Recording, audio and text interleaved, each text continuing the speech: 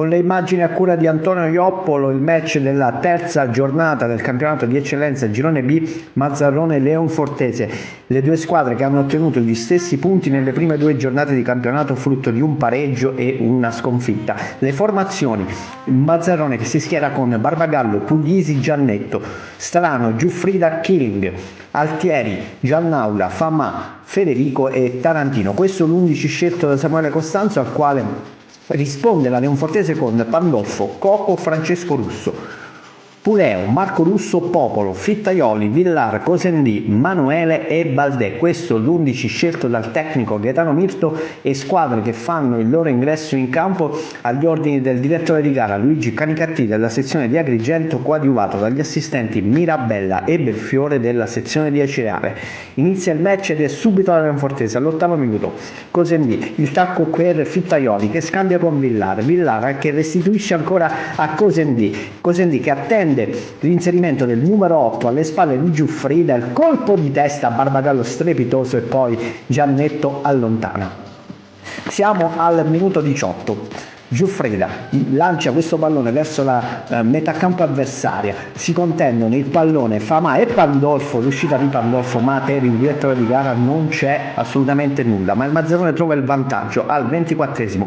Giuffrida che mette un bellissimo pallone al centro per Famà che sbuca da dietro, Famà che trova la sua prima marcatura con la maglia del Mazzarrone. Una grande gioia quella per l'attaccante, ma è una gioia che dura pochissimo per il Mazzarrone. Perché un pallone innocuo messo al centro dal defilato Baldè diventa tutto ad un tratto problematico per Killing e Barbagallo. Direttore di gara che consulta con lo sguardo Mirabella che indica il centrocampo, pari e 1-1. Possiamo rivedere al replay il misunderstanding tra Killing e Barbagallo, pallone che non possiamo sapere se abbia superato per intero la linea, ma tant'è, 1-1.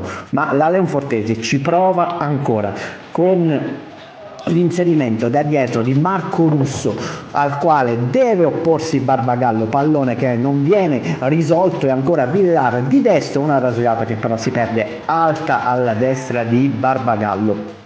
Mazzarrone che prima dell'intervallo prova a trovare la rete del vantaggio, Giannaula, Federico che mette dietro per Famà, contrastato da un difensore della Leonfortese, pallone debole che Pandolfo può controllare. Termina il primo tempo al Comunale di Mazzarrone, 1-1.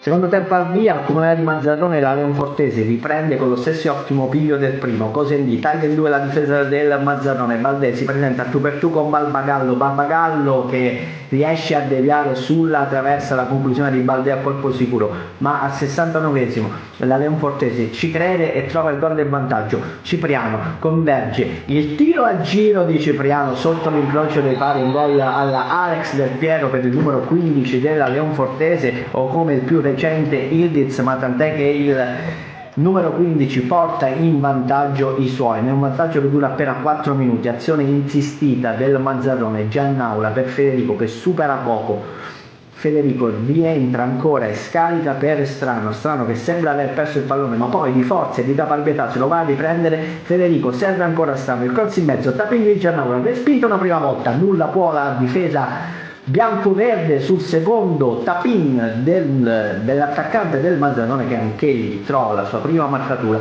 A 6 minuti dalla fine Barbagallo ancora l'occasione per alzare il proprio voto in pagella, quando sulla conclusione di Fittaioli, bassa e secca, respinge alla destra e si conclude il match per 2-2. Mazzarrone e Leonfortese che pareggiano un punto a testa in questa terza giornata del campionato di eccellenza girone B. Grazie a tutti e appuntamento al prossimo match.